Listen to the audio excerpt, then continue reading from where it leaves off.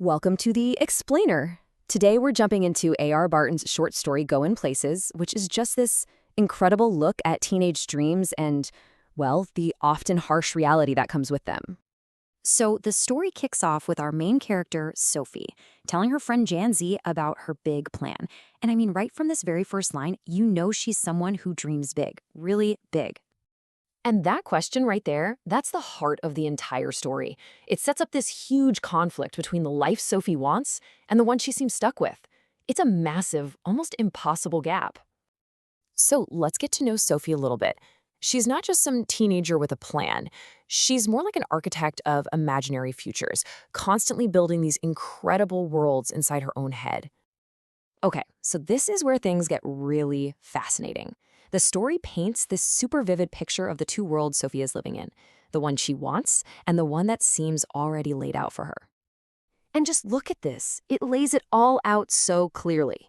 On one side, you've got this glamorous, exciting future, and on the other, the grim, everyday reality of her working-class home, a place the story says gives her a literal tightening in her throat just thinking about it. And then there's her friend Janzi. She's kind of like the voice of reason here, the anchor to reality.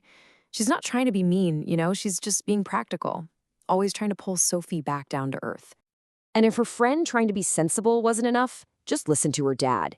He just brushes off her dreams. He immediately takes her fantasy of owning a boutique and turns it into something practical for the family, a better house. So what do you do when everyone around you is just shooting down your dreams? Well, for Sophie, you escape.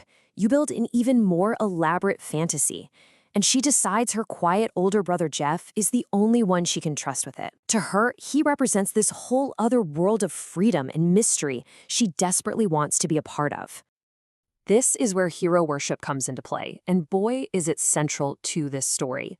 It's her total idolization of this young football star, Danny Casey, that becomes the fuel for her biggest and, well, most dangerous fantasy.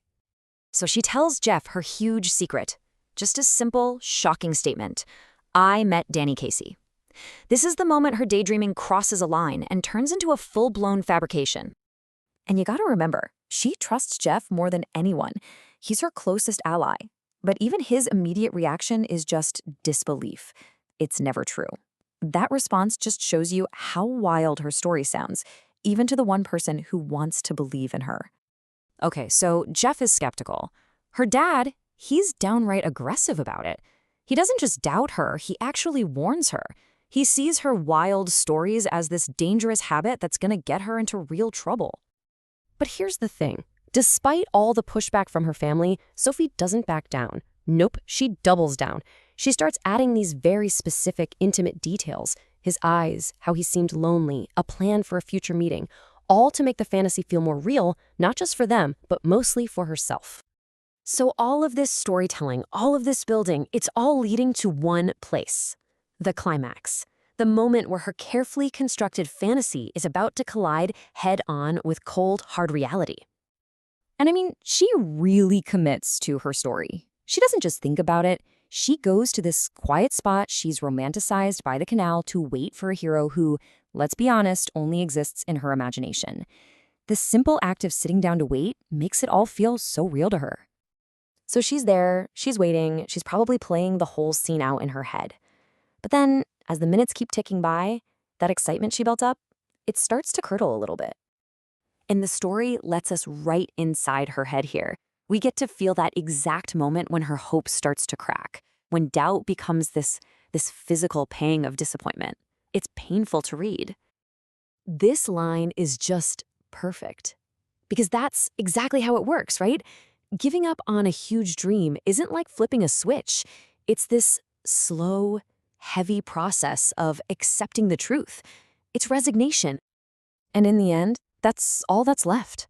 Just her, alone on that bench, carrying this incredibly heavy, sad weight of a dream that didn't come true. The fantasy is gone, but the sadness is a very real burden. So after all that heartbreak, what are we supposed to make of all this? Is Sophie just a cautionary tale about lying? Not at all. The story is asking us to look much, much deeper into why we fantasize in the first place. I mean, this story really gets at something universal, doesn't it? That need we all have to escape when our day-to-day life feels, well, stuck? This kind of hero worship is super common when you're a teenager because it's a way to project your own hopes onto someone else. For Sophie, her fantasies give her an identity beyond biscuit factory worker, and that is a powerful, totally human need. And this is maybe the most fascinating part. Even after the huge letdown, what does she do? She goes right back to the fantasy in her head. She replays that fictional meeting, just clinging to the memory of how special it made her feel. It shows that even a failed fantasy can offer some strange kind of comfort. The story is smart. It doesn't just give us a simple answer. It leaves us to think about it. Is this kind of intense fantasizing, even though it leads to so much pain, maybe a necessary part of growing up? And really, that's the big one, isn't it? What's the real cost of our dreams? And is it a price that's actually worth paying? It's a question that really sticks with you long after you finish the story.